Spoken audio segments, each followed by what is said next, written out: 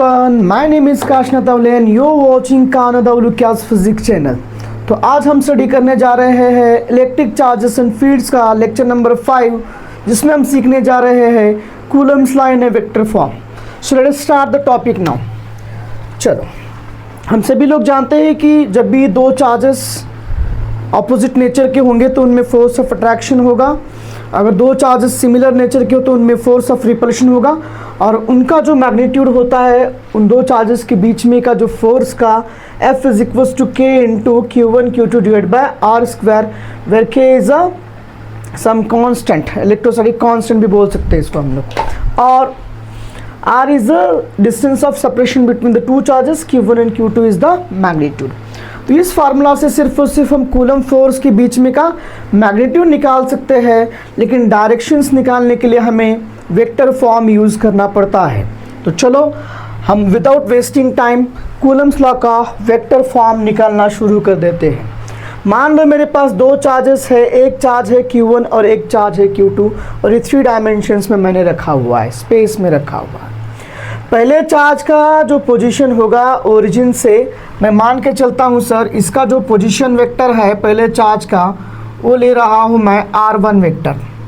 तो मैंने पहले चार्ज की पोजीशन बता दी ओरिजिन से वेक्टर्स में R1 वेक्टर से। वैसे ही मैं एक काम करता हूँ, दूसरे चार्ज का भी पोजीशन बता देता हूँ from origin, that is what R2 vector.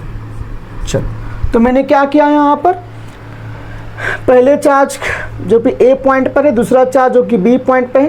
पहले चार्ज का पोजीशन वेक्टर R1 है, दूसरे चार्ज का पोजीशन वेक्टर R2 है। अब ये दोनों यहाँ पे स्पेस में है, वैक्यूम में है।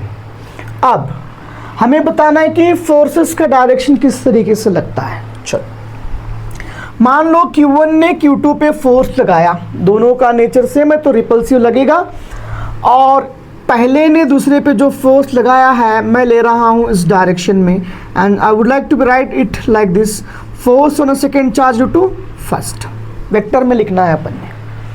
तो मैंने इसको बोला, इसको कैसे रीड करना है, force on second charge due to first one. ठीक है, तो जैसे यहाँ पे इसने फोर्स लगाया तो फोर्स का या इन दोनों के बीच में का, दोनों चार्जेस के बीच में का डिस्प्लेसमेंट वेक्टर लेना पड़ेगा हमको। तो इन दोनों चार्जेस के बीच में जो डिस्प्लेसमेंट वेक्टर हम लोग लेंगे, यहाँ से यहाँ तक देखो, इन दोनों के बीच में जो डिस्प्लेसमेंट वेक्टर होगा मैं इसको यहाँ पे लिख रहा हूँ, ये रहा डिस्प्लेसमेंट वेक्टर या पोजीशन वेक्टर भी बोल सकते हो इसको। मैं इसको लिख रहा हूँ R12। Force is acting from 1 to 2। Force एक पहले चार्ज से दूसरे चार्ज की तरफ लग रहा है, फोर्स पहले चार्ज से दूसरे चार्ज की तरफ लग रहा है। So direction of force is taken from what बेटा, फर्स्ट चार्ज से लेके दूसरे चार्ज की तरफ ले रहे हैं। F21 का मतलब है force on second charge due to first, force दूसरे के ऊपर पहले के कारण से, और पहले और दूसरे के बीच में का जो पोजीशन वेक्टर है उसको मैं लिख रहा हूँ R12। Position of second from first भी पढ़ा जाता है, या तो direction of force from first charge to second charge हो सकता है।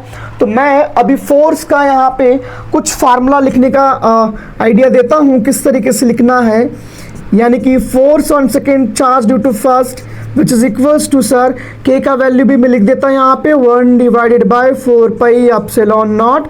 ये मैग्नीट्यूड ऑफ चार्जेस रहेंगे Q1 and Q2 divided bye, इन दोनों चार्जेस के बीच में का मैग्नीट्यूड चाहिए तो हम लोग मैग्नीट्यूड को इस तरीके से लिख सकते बेटा, R12 वेक्टर का ये मॉड का होल स्क्वायर, ये मैग्नीट्यूड रहेगा। अब फोर्स यहाँ से यहाँ लगा है तो एक यूनिट वेक्टर से हम लोग डायरेक्शन बताते हैं हमेशा, तो यूनिट वेक्टर को मैं लिख रहा हूँ R12 कैप। ये मैग्नीट्यूड है, ये मैग्नीट्यूड है, ये डायरेक्शन है यहाँ पर।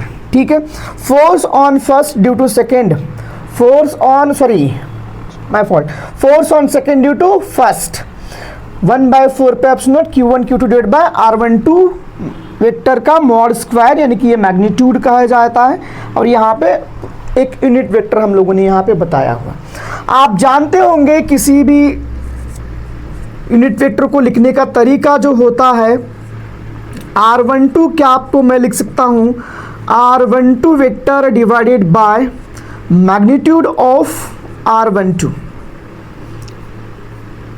1 से 2 तक का जो भी डिस्टेंस होगा उसका मैग्नीट्यूड और उसका डायरेक्शन, इस तरीके से भी मैं लिख सकता हूं। तो भी मैं ऊपर के फॉर्मेट को मैं इस तरीके से बदलने जा रहा हूं, थोड़ा ध्यान से देखना। Force on two due to first which is equals to 1 divided by 4 pi epsilon not Q1 Q2 divided by, अब ध्यान सुनना, ये है मैग्नीट्यूड ऑफ R12 वेक्टर का स्क्वायर मैग्नीट्यूड है। अब इसको मैं क्या लिखूं, R12 क्या आपको लिख सकता हूं, R12 vector divide by magnitude of R12। तो मैं इसको लिखने जा रहा हूं यहां पर R12 vector divided by mod of R12, magnitude of R12। अब ये दोनों को यहां पे मल्टीप्लाई कर देंगे तो कैसे लिख सकता हूं बोलो मैं, force on second charge due to first is equals to, ये एज इट इज रहेगा 1 divided by 4 pi epsilon nought, ये Q1 इंटू Q2 भी एज इट इज रहेगा। इन दोनों को मल्टीप्लाई कर देंगे तो हमारे पास क्या बच रहा है, R12 का vector mod of R12 vector cube, mod of R12 vector cube, and यहाँ पे जो हमारे पास बचने वाला है सिंपली R12 वेक्टर ही बचेगा।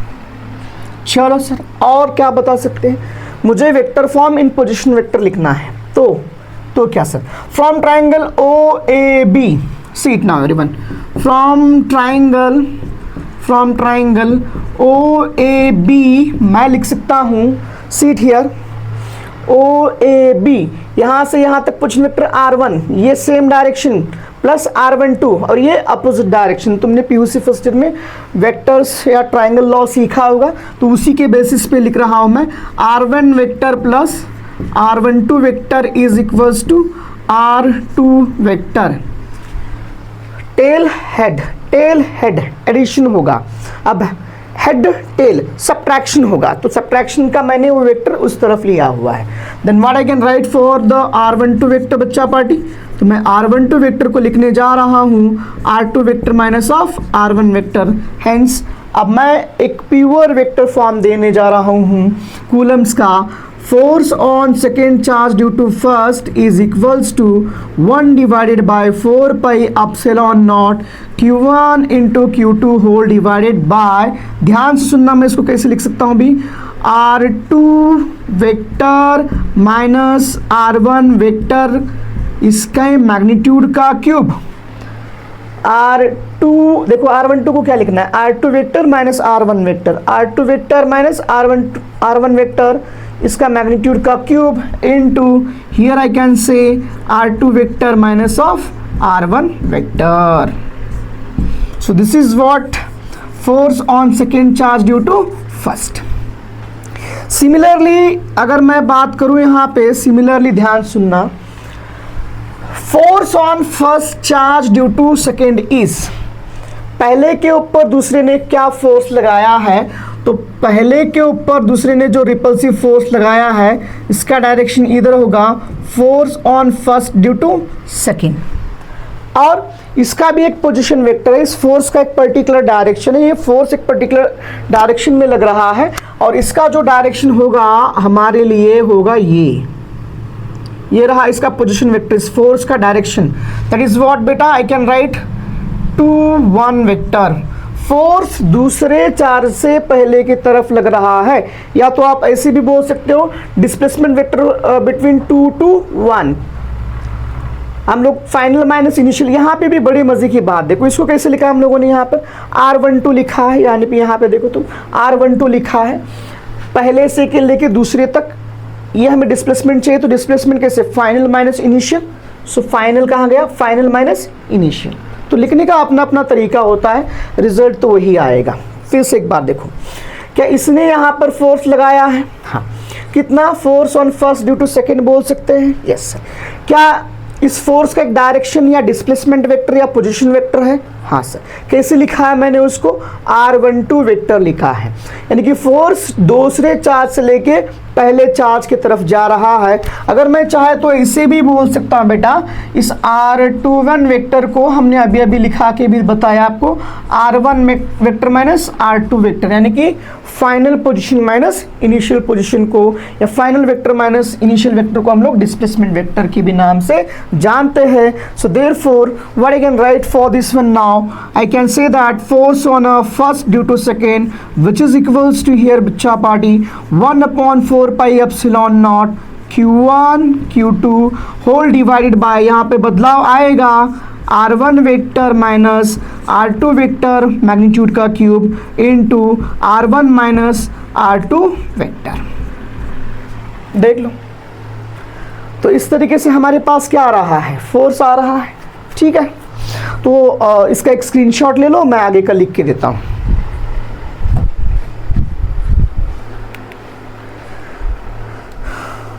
देखो, ये रहा कूलम्स लॉ का जो मैग्नीट्यूड फॉर्म है। अब हम बात कर रहे हैं force on first due to second.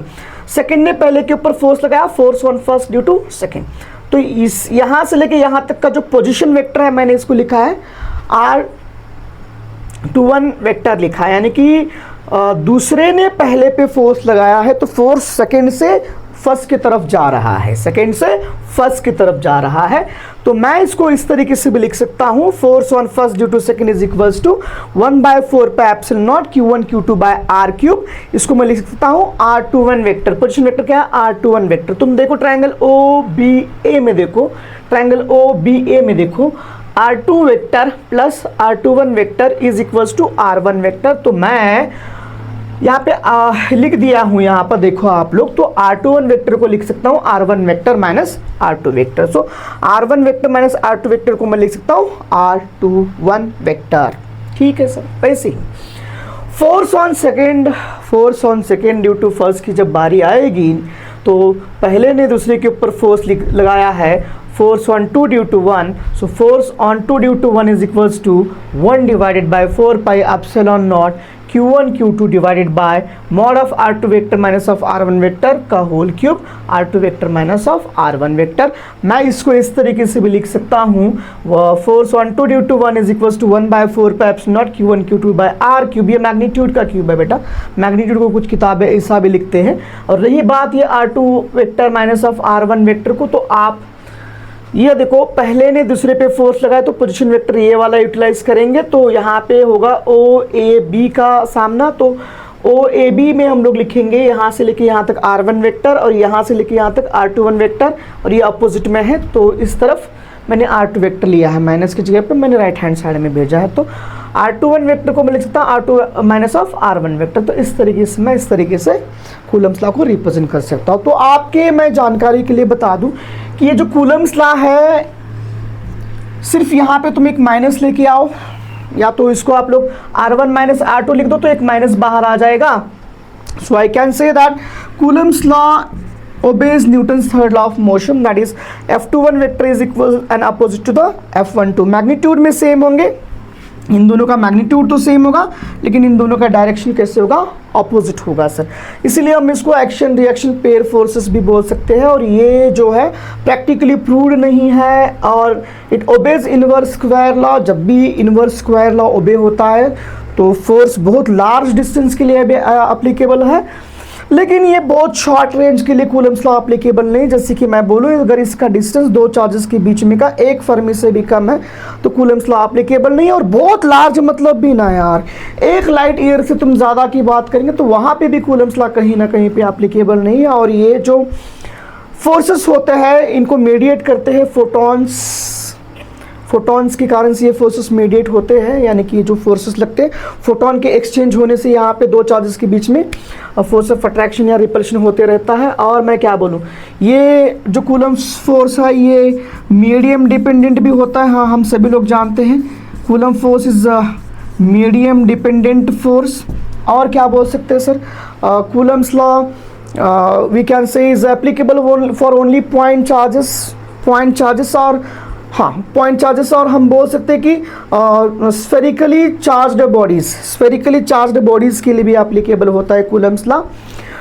But दूसरे डिस्ट्रीब्यूशंस के लिए, लाइन डिस्ट्रीब्यूशन, सी डिस्ट्रीब्यूशंस के लिए हम लोग कूलम्स लॉ एप्लीकेबल नहीं करते हैं सर। बट जब भी हम लोग स्फेरिकल बॉडीज़ को कूलम्स लॉ एप्लीकेबल करते हैं तो उसमें भी कंडीशन है कि चार्ज का डिस्ट्रीब्यूशन यूनिफॉर्म होना चाहिए। और ये जो स्फीयर होते हैं, देखो ये जो स्फीयर होते हैं, इन दोनों के बीच में का सेपरेशन इसके रेडियस से ज़्यादा होना चाहिए, तभी ये एप्लीकेबल होगा, तो नहीं होगा। क्यों? मान लो इसका रेडियस है 10 सेंटीमीटर, इसका रेडियस है 10 सेंटीमीटर, आप लोगों ने इन दोनों के बीच में डिस्टेंस रख दिया 5 सेंटीमीटर, तो यहाँ पे कूलम्स लॉ एप्लीकेबल नहीं होगा। इसके ऊपर मैं एक वैलिड, एक ऑथेंटिक वीडियो बना के लेके आऊँगा कि ऐसा क्यों नहीं होता, यहाँ पे चार्ज डिस्ट्रीब्यूशन होता है। फिलहाल के लिए इतना याद रखो। और मैं क्या बोल सकता हूँ, Coulomb's law is not valid for the movable charges. मैंने ऑलरेडी वीडियो बना के डाला है कि why the Coulomb's law is not valid for the movable charge, मैं डिस्क्रिप्शन बॉक्स में जाके तुम चेक कर सकते हो। तो ये रहा कूलम्स लॉ इन डिटेल्स, आप इसका एक स्क्रीनशॉट ले लो, और आने वाले क्लास में मैं आपको इसके ढेर सारे न्यूमेरिकल्स कराने वाला हूँ। लगभग इस चैप्टर के मैं 200 से 250 न्यूमेरिकल्स कराने वाला हूँ इस पूरे चैप्टर के एंडिंग तक। Okay, thank you.